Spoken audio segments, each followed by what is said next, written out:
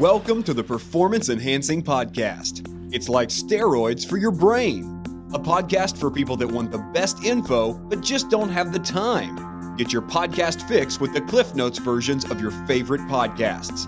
No fluff, just the actionable golden nuggets. Having this much knowledge at your fingertips should be downright illegal. So get ready for another dose of Performance Enhancing Podcast with SatoriPrime. Here's your host, Ilan Ferdman. Hello, everyone, and welcome to another Performance Enhancing Podcast with your host, Ilan Ferdman. So if you haven't signed up to our PEP list, which we basically send you a recap email once a week about this week's shows, make sure you head over to performancepodcasts.com. That's podcasts with an S at the end. And when you do that, you can even pick up 6 hours of subliminal training. That means that using this training, you can go to work on things like speed reading, memory, and even how to be more decisive through subliminal messaging. You just turn it on and you listen to it. So make sure you go ahead and grab that. Also, if you haven't yet subscribed to our show and you listen to it via iTunes or Stitcher, we've made it really easy for you to do that. Again, you can go over to performancepodcasts.com/iTunes if you prefer to use iTunes. And if you prefer Stitcher, again, performancepodcasts.com/Stitcher. And remember, we have new episodes coming out every Monday and Thursday morning, so make sure you check those out. Lastly, I just want to let you know of a couple of things. If you want to keep up with everything that we do here at SatoriPrime, you can always just head over to our main site. It's SatoriPrime.com and roam around. We have a ton of free content and we constantly update it. And if you're looking specifically for some mentorship, maybe around your marketing efforts, or specifically on how to use Facebook paid marketing to, let's say, double, triple, or even quadruple your business, then we have a couple of masterminds we run that can absolutely transform your marketing efforts in less than 90 days. So all you have to do if you want to check that out is head over to SatoriPrime.com/mastermind. All right. So now let's talk about today's show. Welcome back.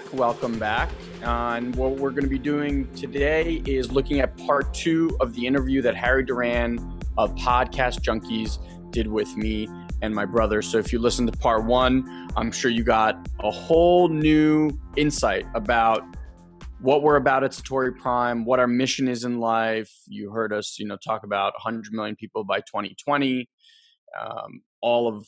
Talk about people living their passionate lives, us breaking down the walls to what people believe is possible. In this one, like I told you, this thing is a roller coaster ride. So in this one, we start talking about ayahuasca, which for those that don't know what that is, that's plant medicine. We look at what it means to pursue your passions. How do you go about that? We talk about our 100 million goal by 2020, how we're all about igniting leadership, and how to stay on your mission when it is most difficult. So that's what we cover in part 2.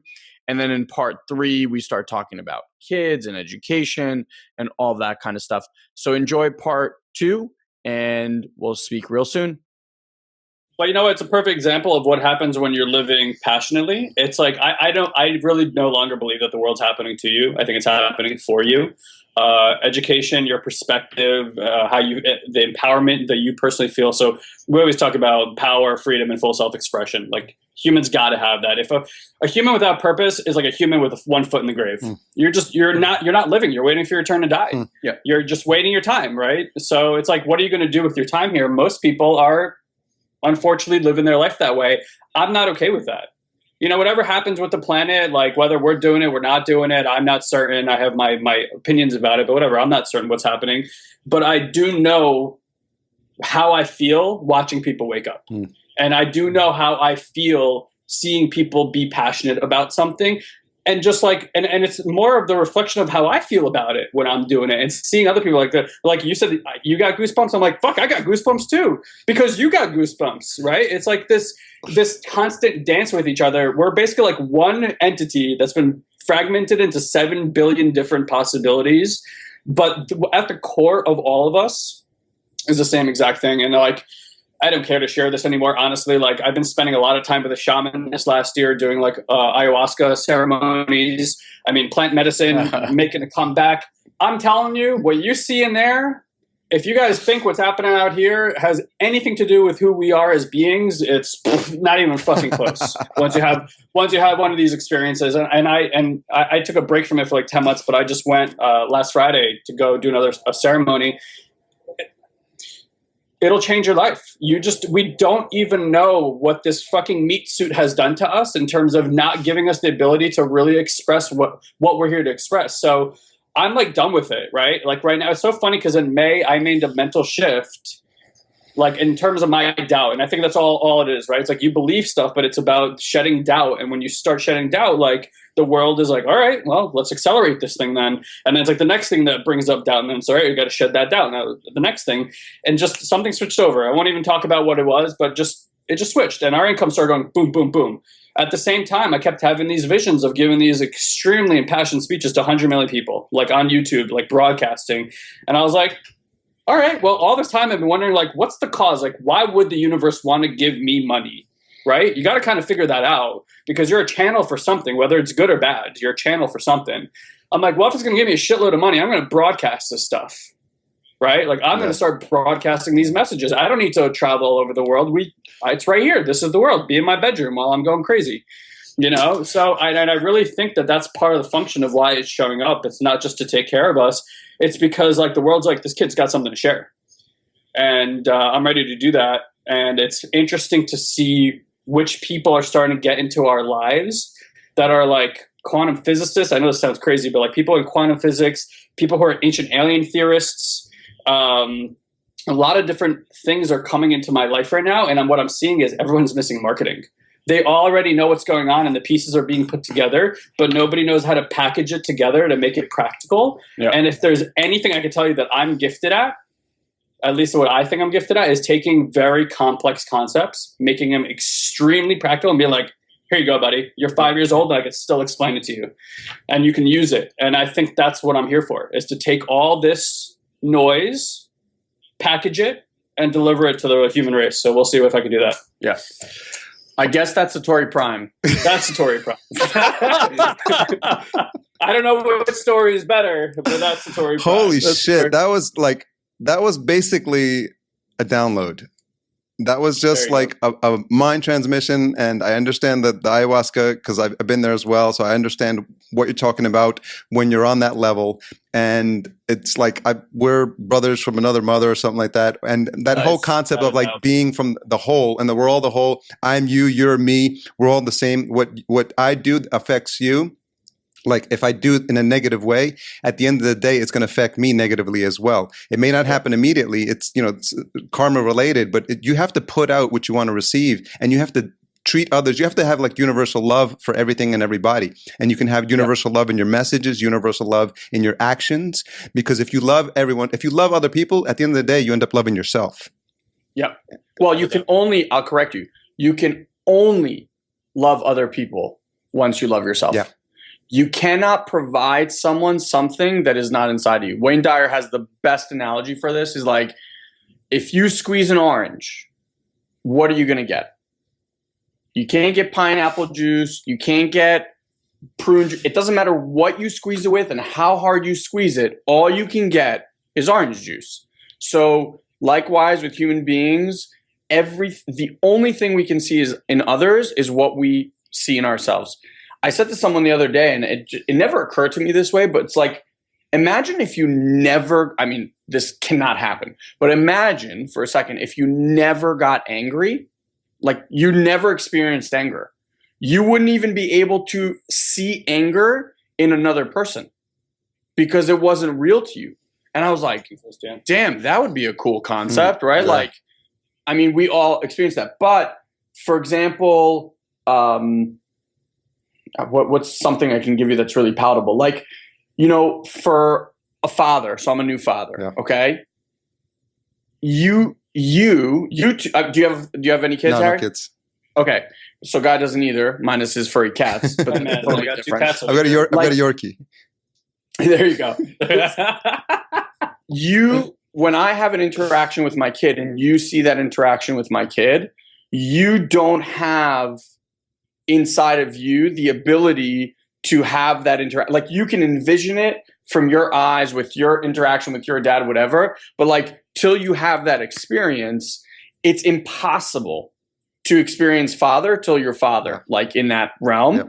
And whatever that would be. So it's like, when you see that universal love, like you see that in others and you're all about that, that's because that's inside of you. You've like unleashed that thing. Think about how many people you've met around the world that have no conscious ability or awareness that that even exists, and they shit on people like they're walking on top of them on their way to whatever. Yeah. So it's beautiful. I'm very happy that you're in that space with us. That space, yeah.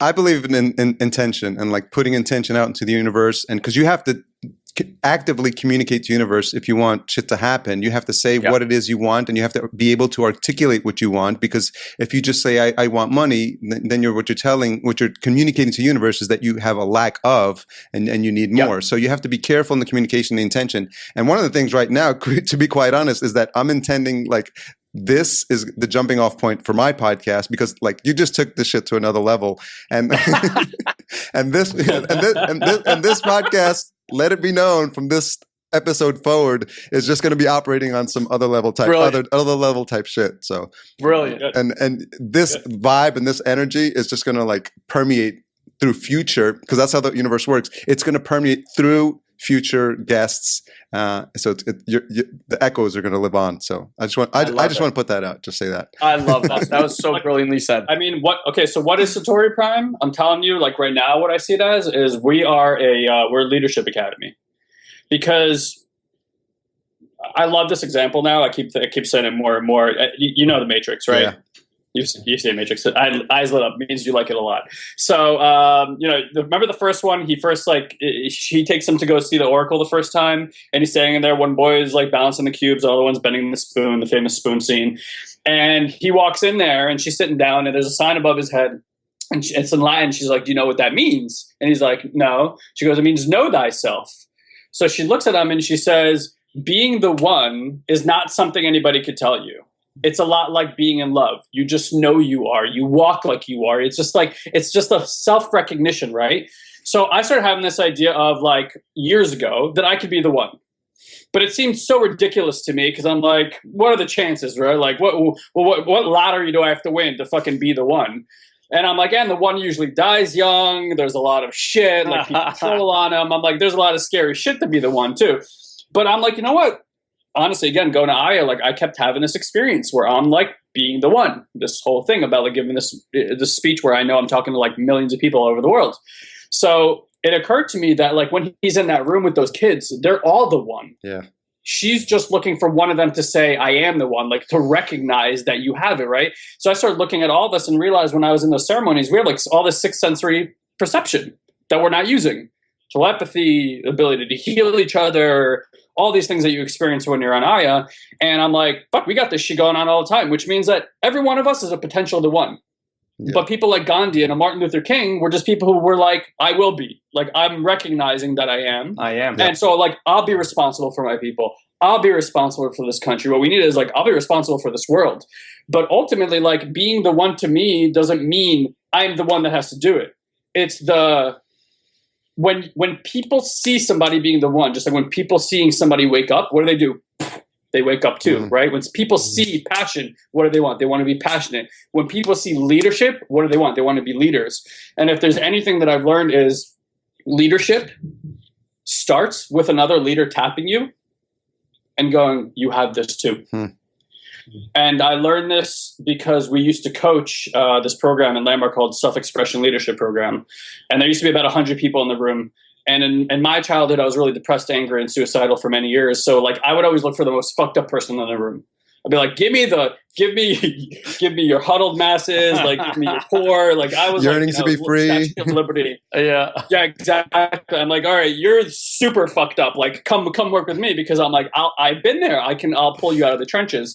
But what I saw is I would get like, it's so much effort to get someone out of that space that it kills you, right? It like takes all your energy. So I was in this one class, and then I had developed this ability to see like early onset leadership. Like, like people would see like early onset diabetes or whatever, all these diseases we see, but the opposite way around. Like I can notice these traits in people. I'm like, holy fuck, you're like a few steps away from banging shit out in this world, right? So I would walk up to these people and be like, I just want you to know, I could see something that I saw myself a few years ago in you. I mean, you have wild potential to be a leader, like insane amounts. And we would develop this conversation over 4 months, and over 4 months, I would see them own it. And then they're just like impacting people everywhere. But what would be beautiful is out of a room of 100 people, I would grab 4 or 5 maybe that I could see really had this quality. And the other 100 would be taken care of as a function of these other 4 or 5 recognizing their leadership, like that pyramid effect, right? Just like a network marketing company. And that's what I see now. I'm like, so what is being the one is just representing that idea so that other people can recognize it in themselves too. We're all the one. But which one of us is finally going to stand up and be like, these political assholes, they're not going to fix nothing. What are we waiting for? Let's have a conversation. They have no power unless the power that we give them. So if tomorrow we all stand up and say, that's not what we're focusing on anymore. Obama, sorry, you lost our listening or whatever, right? Here's where our listening is now. And we could easily do that through an app. We create like a focus app where once a day we're like, by the way, for 5 minutes, everybody focus on healing the planet. You don't think that's going to heal the planet? That much power? Totally. Trademarked. It's already in the works, kids. Exactly. So here's my point is for me, that's what it's going to take for global movements. Let's recognize that we're the one. Let's recognize that we have leadership ability. Fine, maybe people are further along the path than not. Let's start focusing on what's important. And it's sure as fuck not what's happening on the world right now. So I don't know what else that looks like, but that's where this is going. That's where the ship is sailing. It's funny because if this was like, if we were in person, I'd be probably quiet for a couple of minutes to just absorb like everything that you're saying right now, because it's a lot. It's a lot that you're saying, right? You can't just be like, oh, okay. It's scary as hell to say. Like, trust me. It's crazy. It's really scary to say. Yeah. So it's like, oh, so then, and then you move into there and yeah. So what's your favorite ice cream? Like you just can't. Chocolate peanut butter. So no, you have to be like, no, do you not acknowledge like what I just said? Like, can you allow that to sink in for at least, 10, 15 fucking seconds, like absorb what you just heard and decide whether you vibe with it or whether you don't, and have an opinion on it, and then decide what you want to take from it, what you want to pull out from it to use in your life going forward. So, but the great thing about it is that this episode's recorded and people can play it back as many times as they want. Hopefully 30 years from now, we're playing it back and we're going, holy shit, that really happened.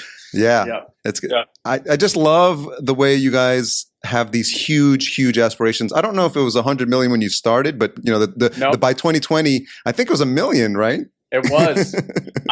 After an eye experience, I came in. I said, "Throw 2 more zeros on that bitch." Guy opted. So we're doing this. We're doing this like really amazing. We work with this amazing entrepreneurial community. There's a really nice event, and I'm sharing with people like our story of SatoriPrime. And I said the million, and guys like, by the way, just letting you know, I upped it to 100. I was like, you could have consulted me. That's perfect, man.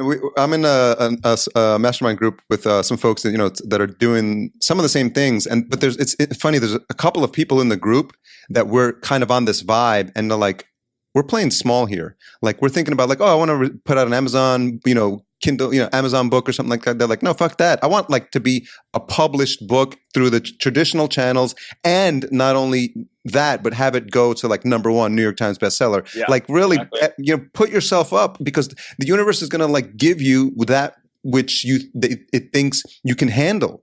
And if you're putting out this vibe that like, oh, I think I could put out a 99-cent pamphlet, and hopefully I can get like 100 downloads. Well, boom, there you got it. You can have that next week. You're gonna get it. Yeah, people are going to give you 99 cents of their attention. Yeah, if you do that. But if we say I want to fucking aim like Tim Ferriss big and just like New York Times bestseller, like boom, that's the sound of the book hitting your desk when it comes in the mail, because that's mine. Like I fucking did that. That's playing big. That's playing big and getting to that mentality where you feel like you can play in that same stadium as these other folks are playing. Yeah, it's interesting. Like you were talking about publishing a book and doing that. If you notice our goal, it's like impact 100 million people, break down the walls to what we see possible for what they believe is possible for themselves. That's kind of like always been the vision. How that gets done, honestly, has shifted about 1,001 different ways. If you asked us 3 years ago when we started, would we like to be known as Facebook experts across the entire interweb and have people reach out to us and help them launch, like some of the biggest marketing guys reach out to us and launch their products? We'd be like, what the fuck do we know about Facebook marketing, right? And then here we are. That's what we're doing, right? So that's now become our self-expression. Now, we could have resisted that and be like, no. We're about impacting 1 million people and waking them up, and I don't see how that works with that. Then we'd miss this massive opportunity. The universe has a funny way of showing you where you need to be at what time. Most people are no to everything that doesn't fit. They do they walk, you guys can't see me on video, but they walk like horses in New York City with like blinders on. And if it doesn't fit within their like perfectly jigsawed puzzle, then they're like a no. This isn't it. This isn't it. Right? So when I hear someone be like, I want to be a New York Times bestseller, I'm all for it. But that's a function of who you want to be. Who you want to be and the impact you want to cause in the world, that should always be the driving force. Because if you don't become the #1 bestseller, what will most likely happen is you're going to run with your tail fucking between your legs and go, oh, I didn't get the top seller. My book only made it to 15. Instead of being like, fuck, I sold whatever, and I'm still fulfilling my mission. I don't care how you fulfill your mission. If your mission is whatever, to share, like, guys, just to use a ridiculous example, like to share the beauty of crayons with people, then who gives a shit of what the little things along the way are? Make that your mission and don't stop till that is realized in the world, or die trying. And then who cares? Okay, Crayola didn't buy your magical crayons, but you know what? I bet along that way, millions of people became passionate about crayons, right? So did you fail? Fuck no. You woke 1 million people up about the beauty of crayons. So you created a result. Maybe not exactly. The one statement, maybe not the exact one you had in your mind, but I want to give a quick analogy. Like, what I think we're finding out more and more is that the farther we can project, the farther we can see down the road. So like, people believe that who they are in the present moment is a function of their past, which is one of the biggest lies in humanity today. Who you are in the present moment is a function of the future that you're expecting. So if you're driving a car at nighttime, right, like what do? You have your headlights, they be maybe 50 feet out, and you just trust that the road's going to keep revealing itself in front of you, right? That's honestly how you want to move through life too, at least as I've seen it too. Just to keep your foot on the gas, right? The action leads to the next action. Otherwise, it's like, imagine if only you could see 50 feet at night, and every time you're like, all right, brake. Okay, let me work myself back up again. It's pretty scary out there. And then you're like, all right, I'll move 5 more feet and then brake. Like, imagine that's how people live their life, right? So if the headlights are only 10 feet in front of you, you're not going to drive very fast. Yeah. But now imagine those headlights were you could see a mile down the road. You could drive way, way faster. There's much more velocity to life, right? So with that idea in mind, it's like, now how far in your life can you project forward? Now this thing, our little brains over here, these are supercomputers. There's not a computer on the planet that can process anything even as close to is here. You guys want to try some fun things with yourself? Ask yourself really important questions right before you go to bed. Let your subconscious mind go on it during REM state, go to work. You're waking up with some answers, right? Yeah. So it's just like, let the program do what it knows how to do. With that idea in mind, it's fine. We could do 1 million people by 2020, and even that to me is like, holy fuck. Like, it seems pretty unreasonable. But if I got a supercomputer in my meat bag, right? I'm like, I might as well go to the meat bag and be like, hey, by the way, you know that thing we were working on? Like, look for a solution for 100 million people. Forget the million. Yeah. I might as well at least live with that. So I was thinking to myself, even in the last IS ceremony, I was like, I've been popping out of my body having these future like premonitions, and the timeline seems to keep catching up to it. I'm like, let's shoot this thing out 3,000 years. Forget 10 years. Forget 50 years. Let's just project what could possibly happen 3,000 years into the future. If we do that, the choices I'm making today are in line with the future that I'm expecting 3,000 years down the line. Like, let's stop being so short-sighted. Let's start looking at, who are we as a species? Who are we in this fucking universe? Like, we're fucking retarded. We're so dumb. It's not even funny. The best thing you can do for yourself is not know that you know something, is to start learning stuff so you realize how little you freaking know. Yeah. Right? So you can start having these wild feats of fancy about imagination because you've been led to believe that knowing something is somehow cool or empowers you. That's not true. Knowing nothing empowers you. That's why kids can have overwhelming, beautiful imaginations that allow them to become who they want when they want to become them. It's because they know nothing. They walk around with that concept. So get back there. Get back there, whatever it takes you to get back there. Aya gets me back there. I'm like, I know nothing when I am in that state. This is crazy. So yeah, it's all about remembering, and taking this two different words, the re and the member, like bringing ourselves back into whole, because that's what happens. Like we forget, like when the innocence of kids, the beauty of kids, the creativity of kids is just a magical thing to watch. And Ilan, you're, I'm sure, experiencing that firsthand. Yes. And you almost want to freeze that and put them in this sort of like time capsule and be like, don't lose that. Don't lose that innocence. Don't lose that creativity. Don't lose that love for life, that universal love for everything you see and touch, and the beauty in everything you see, and just the innocence. It's like, don't lose that. And how do you do that? That's probably one of the biggest challenges. Oh, that's my new life plan. Yeah, is figuring out how to do that. It's interesting. My kid is really defiant is kind of the word that they've dubbed him at school, but he just, from a very early age, he knew exactly what he wanted. He didn't even have language, but he knew that if I tried to put blue sneakers on him when he wanted black sneakers on him, blue sneakers were not going on him. Like, it was just not happening. And he was like 12 months old, 14 months old. So I know that quality is the most powerful thing that a human being can have. This like innate drive to not settle for anything other than what you want. If I could like go around giving that to people and be like, you got it, like, how much cooler would the world be?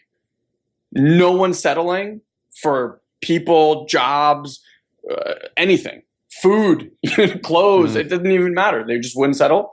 Now, the problem is that there's this society. And he's going to school now. And there's like certain ways that school needs you to be in order to you function inside of that environment, right? Compliance. So now we're like in this delicate balance of, I have this genius that all I would love to do is just grow it and let him out into that world and just be this amazing, amazing leader, right? Like what we were talking about. And then there's this whole other side. It's like, well, I would love for you to do that, and you still need to function within some sort of confines of what like schooling is. Because if you're being a brat and a dick and they keep throwing you out of school, which they haven't, but I'm saying like if that eventually ends up happening, then what? So again, it's always finding that equilibrium. So even for me as a dad, I'm trying to find, what is that balance? Like, how do I still instill in him and let him have that imagination and creativity and that beauty that a kid has, and still give him a little bit of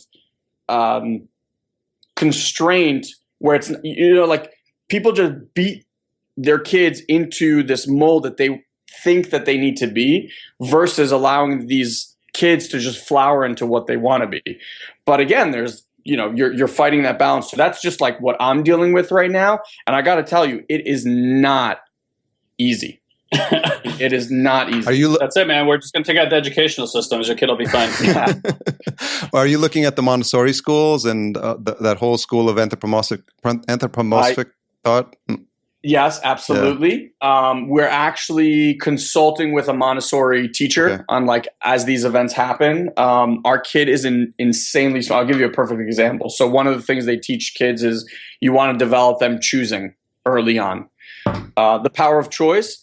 And to the point where like you allow your kid to choose something, and if there's a consequence that you even know, like if they're going to do this, there's going to be some horrible consequences. You have to let them experience that, which is an amazing thing, right? So we start doing this with Shia, and after like a week, he catches on that when you're giving him choices, you're still like within a parameter, you're allowing him to be an independent, but at the same time, you're giving him choices, right? Yeah. So kind of like boxing his choices in.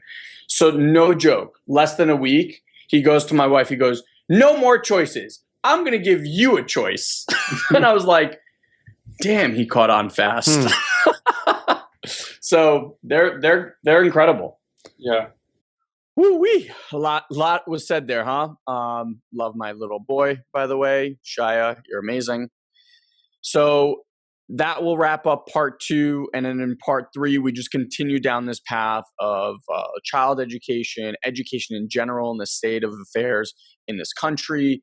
And we wrap this whole thing up. So make sure you come back and listen to part 3. Hope you've been enjoying parts 1 and 2. And we'll talk real soon. Have an amazing, amazing day, everyone. Thank you for joining us on this week's Performance Enhancing Podcast. We've taken this pep talk and created a custom action guide so you know exactly what action steps to take now to grow your business. Just head over to SatoriPrime.com/podcast and download it for free. Also, please leave a comment and rate this podcast on iTunes. It'll help us get the word out. Thanks for listening. Now, go and implement. We'll see you next time. Did you run through doors till you hit the floor? Did you read my eyes and my aching thoughts? Did you walk through walls till you had to grow? Oh my God, your smile and my soundless call.